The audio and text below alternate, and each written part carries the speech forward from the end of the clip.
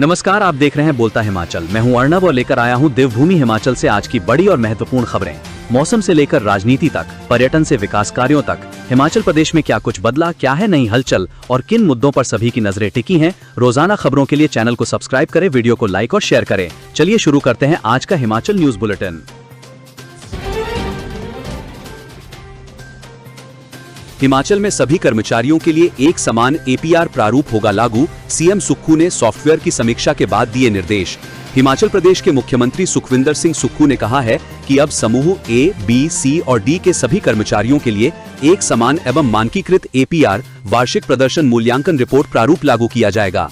इससे प्रदर्शन मूल्यांकन में एकरूपता और निष्पक्षता सुनिश्चित होगी।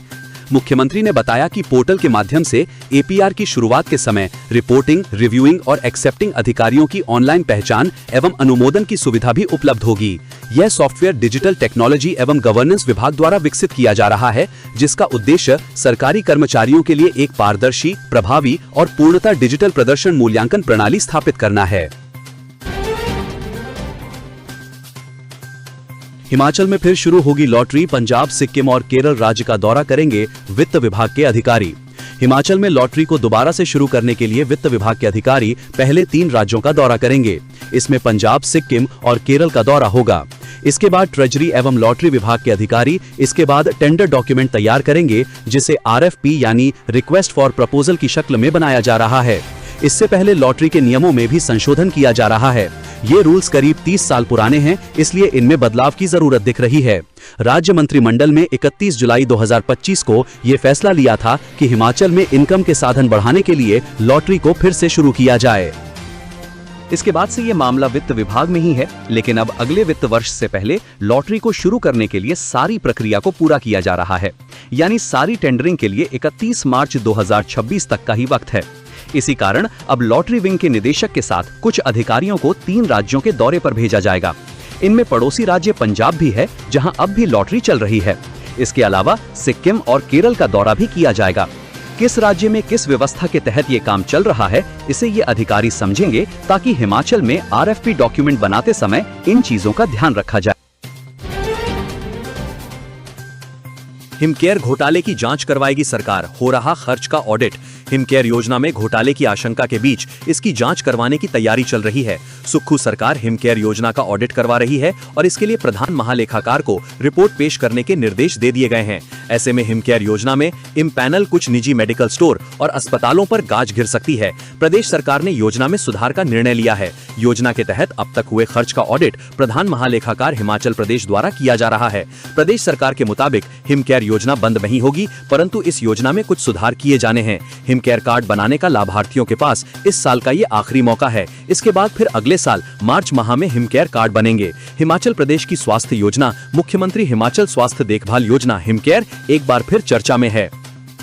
जहां एक और दिसंबर में नए हिमकेयर कार्ड बनवाने का अवसर हजारों जरूरतमंद परिवारों के लिए राहत लेकर आया है, वहीं दूसरी ओर विधानसभा में योजना को लेकर घोटाले के आरोप और जांच की घोषणा से राजनीतिक विवाद गहरा गया है। हिमकेयर योजना की शुरुआत 1 जनवरी 2019 को की गई थी।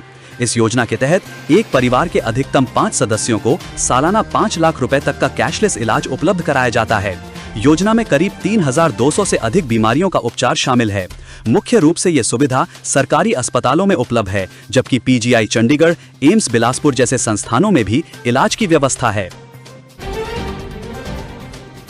प्रदेश भर में गोद लिए 4231 school. The Himachal school adoption programme हुआ कारगर, बेहतर शिक्षा की ओर बड़ा कदम। प्रदेश सरकार द्वारा सरकारी स्कूलों में अध्यापन व अन्य गतिविधियों की गुणवत्ता में सुधार के लक्ष्य से चलाई जा रही द स्कूल अडॉप्शन प्रोग्राम कारगर साबित हो रहा है।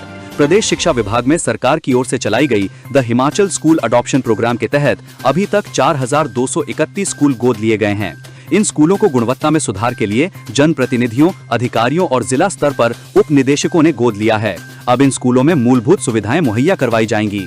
प्रदेश में करीब 15,000 सरकारी स्कूल हैं, लेकिन करीब 4,500 स्कूलों में ये योजना लागू की जाएगी। इसका लाभ होगा कि प्राइवेट स्कूलों की तर्ज पर यहाँ भी बच्चों को बेहतर सुविधाएं देने का प्रयास किया जाएगा। अगले साल और सस्ती होगी बिजली, सस्ते लोन, ट्रांसमिशन कॉस्ट कम होने से टैरिफ भी घटेगा। हिमाचल में नए वित्त वर्ष यानी 1 अप्रैल 2026 से बिजली के रेट और कम हो सकते हैं। इसकी वजह बिजली बोर्ड में वर्तमान सरकार द्वारा उठाए गए सुधार के कदम हैं। बोर्ड ने सस्ते लोन की तरफ कदम बढ़ाए हैं, इसलिए इंटरेस्ट रेट का लाभ टैरिफ में मिलेगा। ट्रांसमिशन कॉस्ट में भी कमी आई है। आउटसोर्स भर्ती से कर्मचारी लागत में भी कमी आई है। हालांकि बोर्ड की पेंशन लागत बढ़ रही है। राज्य बिजली बोर्ड की ओर से अगले साल का टैरिफ तय करने के लिए 29 नवंबर को विद्युत नियामक आयोग में याचिका दायर की गई है। याचिका पर 31 मार्च 2026 से पहले नियामक आयोग ने फैसला देना है। याचिका दायर करने से पहले भी मुख्यमंत्री सुखविंदर सिंह सुक्खू ने इस बारे में खुद रिपोर्ट ली थी। सरकार नहीं चाहती कि अगले वित्त वर्ष में बिजली के रेट बढ़ें। हालांकि सब्सिडी को लेकर अभी फैसला होगा। दिल्ली में वोट चोर गद्दी छोड़ रैली में शामिल हुए मुख्यमंत्री सुखविंदर सिंह सुक्खू। नई दिल्ली में अखिल भारतीय कांग्रेस कमेटी के आह्वान पर भाजपा के खिलाफ वोट चोर गद्दी छोड़ अभियान में मुख्यमंत्री सुखविंदर सिंह सुक्खू, कांग्रेस प्रदेश अध्यक्ष विनय कुमार, प्रदेश सरकार के मंत्रियों, कांग्रेस विधायकों समेत कई प्रादेशिक नेताओं ने भाग लिया। प्रदेश कांग्रेस कार्यालय ने दावा किया है कि इस महारैली में प्रदेश भर से 5000 से अधिक पार्टी नेताओं और कार्यकर्ताओं ने भाग लिया। मंडी हाउस स्थित हिमाचल भवन में जुटे पार्टी कार्यकर्ताओं ने अपनी पहाड़ी वेशभूषा के साथ सुबह 11 बजे हाथों में बैनर लिए रामलीला मैदान को कूच किया। प्रदेश कांग्रेस अध्यक्ष विनय कुमार ने नई दिल्ली आए पार्टी नेताओं और कार्यकर्ताओं का आभार व्यक्त करते हुए कहा कि देश के संविधान को बचाने, निर्वाचन आयोग के संवैधानिक अधिकारों की रक्षा के लिए नेता प्रतिपक्ष राहुल गांधी की आवाज को मजबूत करने के लिए कांग्रेस एकजुटता से राहुल गांधी के साथ खड़ी है। हिमाचल में शिक्षकों पर नहीं होगा तबादले का डर, बदलेगी तबादला नीति। मुख्यमंत्री ने कहा कि सरकार शिक्षकों के लिए तबादला नीति बदलने पर विचार कर रही है। सरकार ऐसी नीति लाएगी ताकि शिक्षकों के ऊपर से ये डर ही खत्म हो जाए। सीबीएसई शिक्षकों के लिए अलग से कैडर बनाया जा रहा है। इससे किसी भी श्रेणी के शिक्षकों के हित प्रभावित नहीं होंगे। सरकार जबरन किसी शिक्षक को सीबीएसई स्कूल में नहीं भेजेगी। जिसकी इच्छा होगी उनकी ही सेवाएं ली जाएगी। बच्चों को भी परीक्षा देने में दिक्कत आएगी। इसके लिए अतिरिक्त कक्षाएं शिक्षकों को लगानी होंगी। जयराम ठाकुर बोले, प्रदेश को गारंटियों का हिसाब देने के बजाय दिल्ली में रैली कर रही है हिमाचल सरकार। पूर्व मुख्यमंत्री एवं नेता प्रतिपक्ष जयराम ठाकुर ने शिमला से जारी बयान में कहा कि झूठी गारंटियों और घोषणा पत्र के नाम पर जनादेश चोरी करने वाले मुख्यमंत्री अपनी झूठी गारंटियों का हिसाब देने के बजाय देश भर में घूम घूम कर वोट चोरी के खिलाफ अभियान चला रहे हैं और रैलियां निकाल रहे हैं। हर जगह वो जाकर सिर्फ अपने झूठ का पिटारा खोलते हैं और प्रदेश के लोगों से झूठ बोलकर उन्हें गुमराह करते हैं। लेकिन अब देश भर के लोगों ने कांग्रेस की हकीकत पहचान ली है। जहां जहां मुख्यमंत्री और उनके वरिष्ठ नेता ये रैलियां निकाल रहे हैं, वहां वहां से कांग्रेस का सुपड़ा साफ होता जा रहा है। उन्होंने कहा कि प्रदेश के लोग चौतरफा सरकार की नाकामियों से जूझ रहे हैं और पूरी सरकार दिल्ली में आला कमान को खुश करने में लगी हुई है। कांग्रेस का पूरा नेतृत्व संवैधानिक संस्थाओं का अपमान करता रहा है। शिमला में अब बिना ट्रेडिंग लाइसेंस नहीं कर सकेंगे कारोबार, नगर निगम ने की व्यवस्था। हिमाचल प्रदेश की राजधानी शिमला में अब कारोबारी बिना ट्रेडिंग लाइसेंस कारोबार नहीं कर पाएंगे। नगर निगम शहर के सभी कारोबारियों के लिए ट्रेडिंग लाइसेंस अनिवार्य करेगा। निगम के अधिकारियों का कहना है कि शहर में बढ़ते अनियमित कारोबार को व्यवस्थित करने और वेंडिंग जोन को सुव्यवस्थित बनाने के लिए ये कदम आवश्यक है। नगर निगम के अनुसार वर्तमान में कई ऐसे नए कारोबार शहर में आरंभ हो गए हैं जो पहले ट्रेडिंग लाइसेंस की श्रेणी में शामिल नहीं थे। नए कारोबारियों को भी लाइसेंस व्यवस्था के अंतर्गत लाने के लिए निगम ने राज्य सरकार से स्वीकृति मांगी है।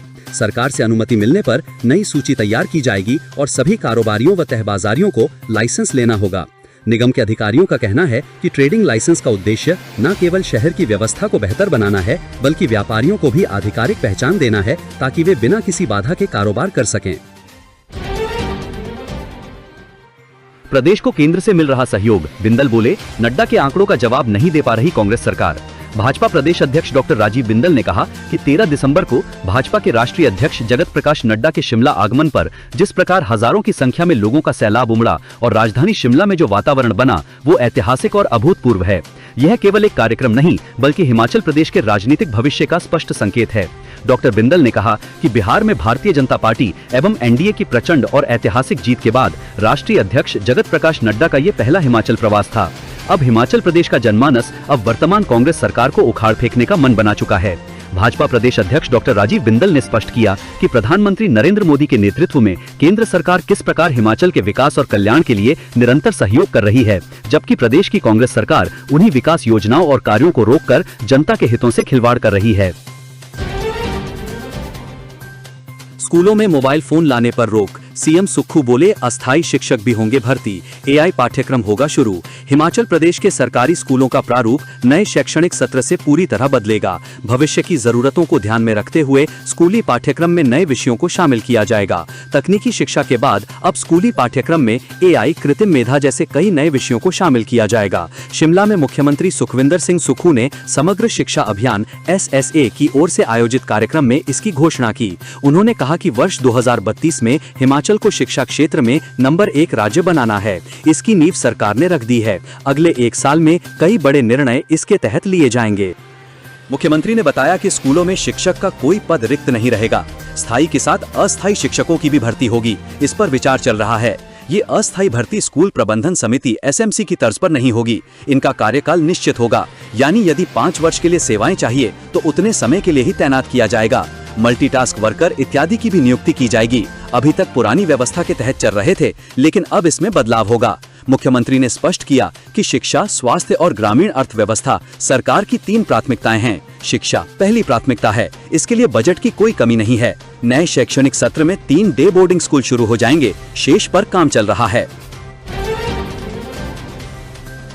हिमाचल में जनादेश चोरी कर वोट अधिकार यात्रा निकाल रहे जयराम का तंज, चुनाव चाहे आज हो या कल, मुख्यमंत्री को परिणाम पता। हिमाचल प्रदेश के पूर्व मुख्यमंत्री नेता प्रतिपक्ष जयराम ठाकुर ने कहा कि झूठी गारंटी और घोषणा पत्र के नाम पर हिमाचल में जनादेश चोरी करने वाले अपनी झूठी गारंटियों का हिसाब देने के बजाय देश भर में वोट चोरी के विरुद्ध वोट अधिकार यात्रा निकाल रहे हैं। जहां जहां मुख्यमंत्री और उनके वरिष्ठ नेता रैलियां निकाल रहे हैं, वहां से कांग्रेस का सुपड़ा साफ होता जा रहा है। उन्होंने यहां जारी बयान में कहा कि प्रदेश के लोग चौतरफा सरकार की नाकामियों से जूझ रहे हैं और सरकार दिल्ली में आला कमान को खुश करने में लगी हुई है। चुनाव चाहे अब हो या बाद में, मुख्यमंत्री को परिणाम पता है। जयराम ने कहा कि सरकार की अंतर्कलह, विधायकों और मंत्रियों की विवशता, अधिकारियों और मित्र मंडली की मनमर्जी के आगे सरकार की पूरी व्यवस्था ही घुटने पर है। आपदा से सर्वाधिक प्रभावित क्षेत्र में सरकार ने आपदा प्रभावितों के राहत और पुनर्वास के लिए इस्तेमाल होने वाली धनराशि से 3 साल के कार्यकाल पूरा होने का जश्न मनाकर न सिर्फ अपनी किरकिरी करवाई, बल्कि अपनी संवेदनहीनता का भी प्रदर्शन किया। शिमला IGMC में रैगिंग, अनुशासनात्मक कमेटी ने की कड़ी कार्रवाई। 2 प्रशिक्षु डॉक्टर निलंबित व जुर्माना भी लगाया। इंदिरा गांधी मेडिकल कॉलेज शिमला में रैगिंग का मामला सामने आया है। प्रशासन ने अनुशासनात्मक कार्रवाई करते हुए 2 प्रशिक्षु वरिष्ठ डॉक्टरों को 3 महीने के लिए निलंबित कर दिया है। इसके साथ ही दोनों पर कुल 25,000 का जुर्माना भी लगाया गया है। ये कार्रवाई जूनियर डॉक्टरों की ओर से रैगिंग की शिकायत के बाद गठित अनुशासनात्मक कमेटी की सिफारिश पर की गई है। सूत्रों के अनुसार जूनियर डॉक्टरों ने शिकायत में आरोप लगाया था कि नियमों के विरुद्ध उन्हें हॉस्टल में बुलाया गया। प्रशासन ने मामले की जांच करवाई, जिसमें ये सामने आया कि हॉस्टल से जुड़े नियमों का उल्लंघन हुआ है। जांच में पाया गया कि जब तक जूनियर डॉक्टरों को औपचारिक रूप से हॉस्टल आवंटित नहीं होता, तब तक उन्हें हॉस्टल में बुलाया जाना नियमों के खिलाफ है। लाहौल की चोटियों पर ताजा बर्फबारी से मैदानों में ठंड। प्रदेश में मौसम ने करवट बदलनी शुरू कर दी है। रविवार को दिन भर जिला कुल्लू और लाहौल स्पीति में आसमान में बादल छाए रहे, जिससे तापमान में गिरावट दर्ज की गई। लाहौल स्पीति की ऊंची चोटियों में हल्के बर्फ के फाहे गिरे। मनाली की दुर्गम चोटियों में भी मौसम खराब होने पर बर्फ के हल्के फाहे गिरे हैं।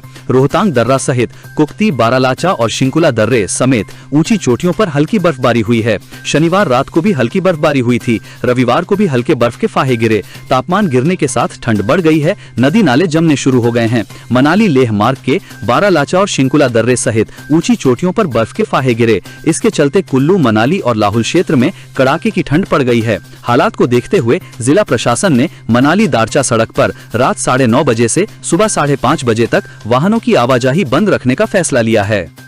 दोस्तों, ये वीडियो आपको कैसी लगी कमेंट बॉक्स में कमेंट करके जरूर बताएं और अन्य खबरों के लिए हमारे चैनल बोलता हिमाचल को अभी सब्सक्राइब करें। वीडियो को लाइक शेयर करना ना भूलें।